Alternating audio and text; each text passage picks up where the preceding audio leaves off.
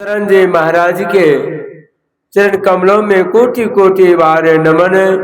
सत्संग में आए हुए सत्संग प्रेमी महान भावों, माता एवं भक्तिमती बहनों, सबों के अंदर विराजमान परमपिता परमात्मा को कोटि कोटि बार नमन। आज हमारे अरविंद जी, राजेश जी और छोटा भाई मुकेश जी, तीनों भाई मिलकर पिता के पुण्य तिथि के शुभ अवसर पर यह ज्ञान यज्ञ कर रहे हैं। यह यज्ञ सारे यज्ञों से श्रेष्ठ है, इसलिए इस यज्ञ को ज्ञान यज्ञ कहते हैं।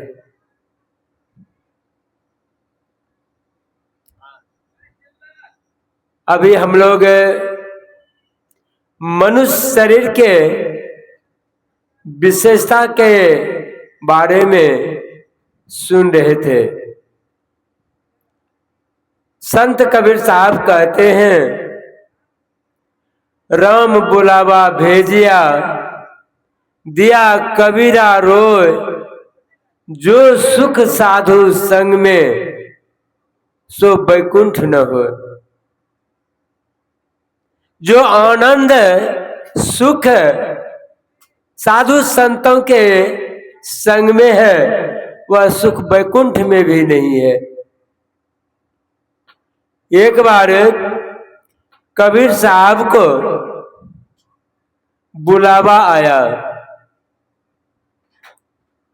स्वर्ग के लिए।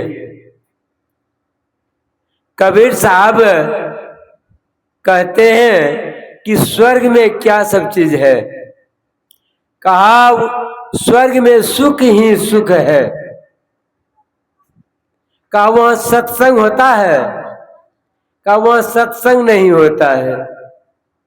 सुख का आनंद जो कुछ भी ले लीजिए, लेकिन वहां सत्संग भजन नहीं होता है। कबीर साहब रोने लगे, दिया कबीरा रोय, जो सुख साधु संग में सो बैकुंठ नहीं हो। जो साधु संतों के साथ में आनंद मिल रहा है, यह आनंद बैकुंठ में भी नहीं है। उतना बड़ा आनंद यह सत्संग में है। वह जग आज हमारे अरविंद जी, मुकेश जी, राजेश जी यह ज्ञान यज्ञ करवा रहे हैं पिता के पुण्य तिथि के शुभ अवसर पर। कहा है, यक्ष ने युधिष्ठिर महाराज से प्रश्न किया था, पृथिव्यापि को मोहयान स्वर्गादपि को उच्च तरह।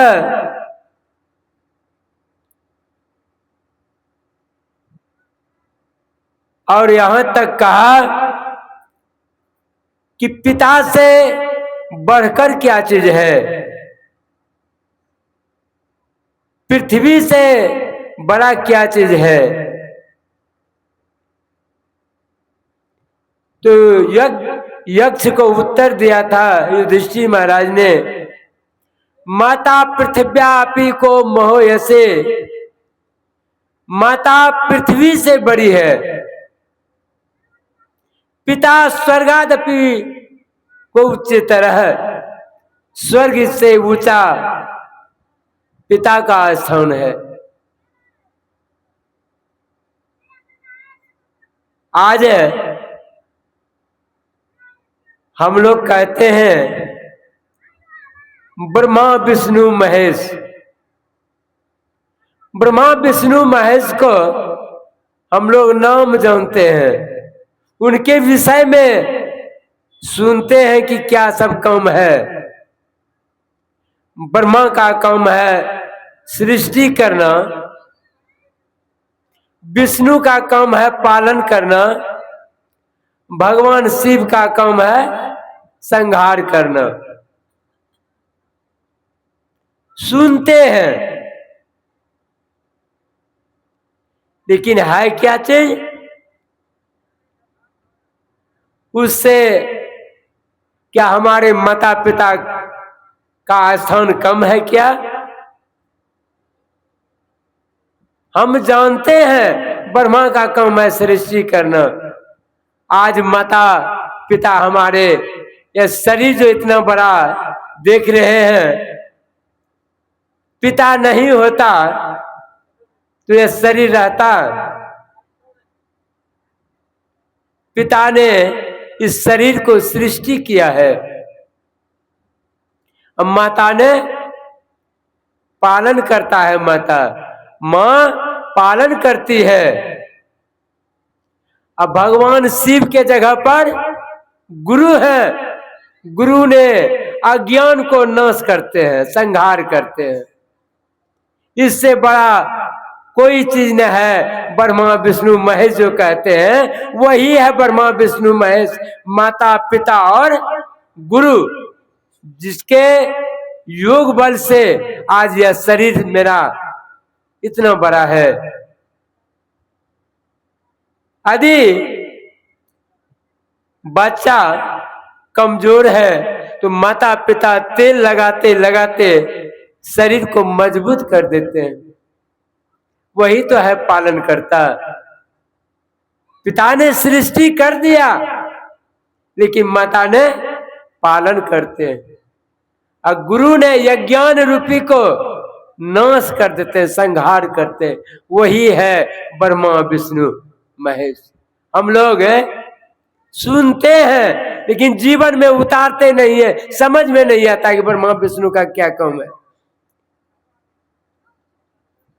आज हमारे अरविंद जी, राजेश जी, मुकेश जी आज साल भर में आनंद के साथ पिता के पुण्य तिथि के अवसर पर यज्ञ करवाते हैं।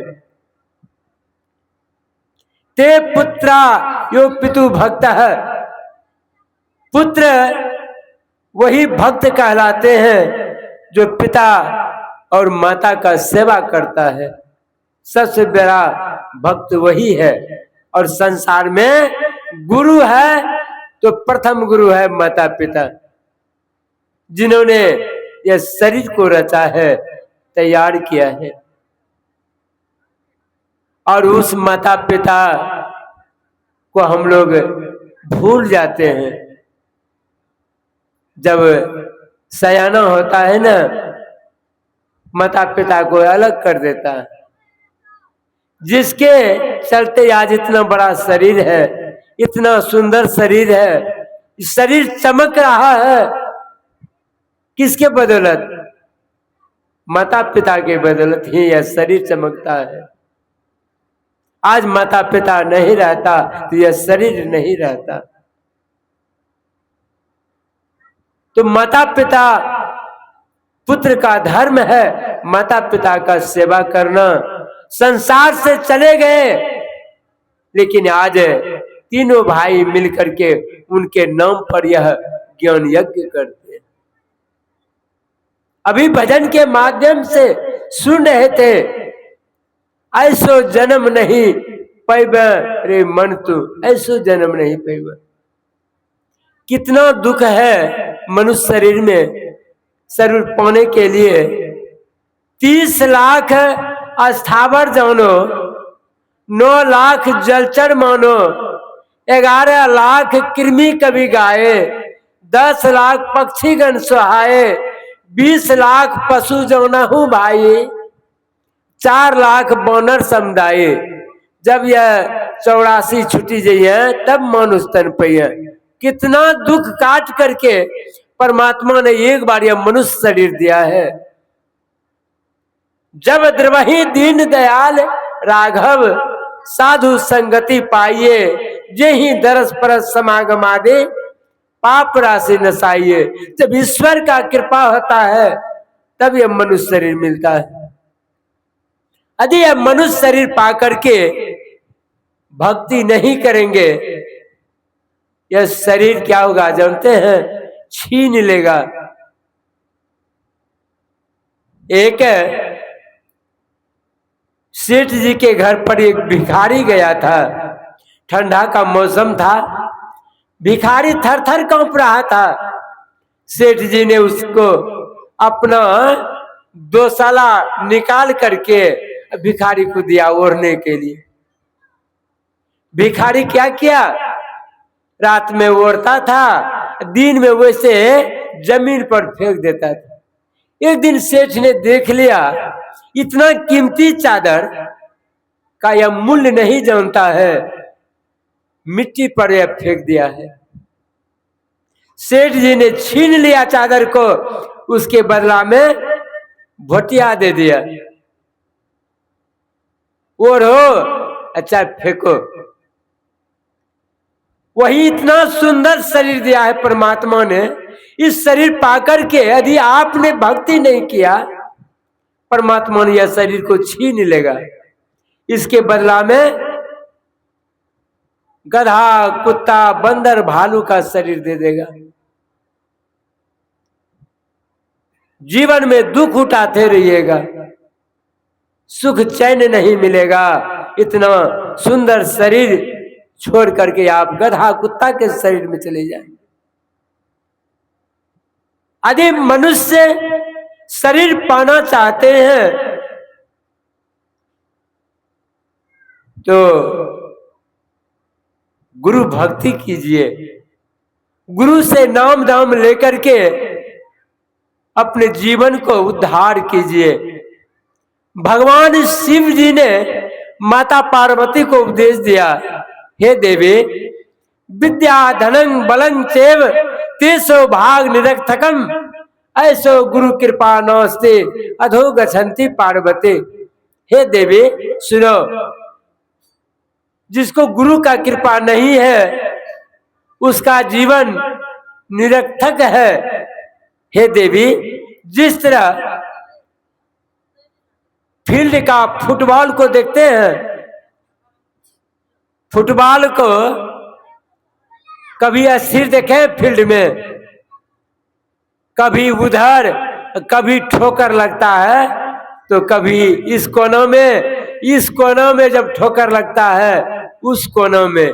ठीक उसी तरह जिसके जीवन में गुरु नहीं है उसका जीवन ठीक उसी फुटबॉल के तरह, गेंद के तरह है। कभी जीवन में सुख शांति नहीं है, कभी सुख शांति जीवन में नहीं है। उसके लिए विद्या, धन, बल, बुद्धि सारा निरर्थक है।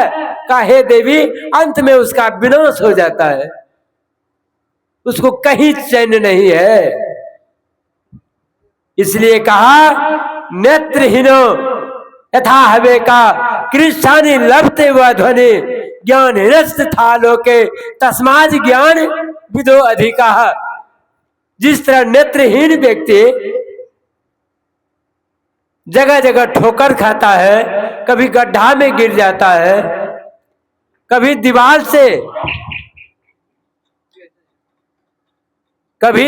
से लेने लो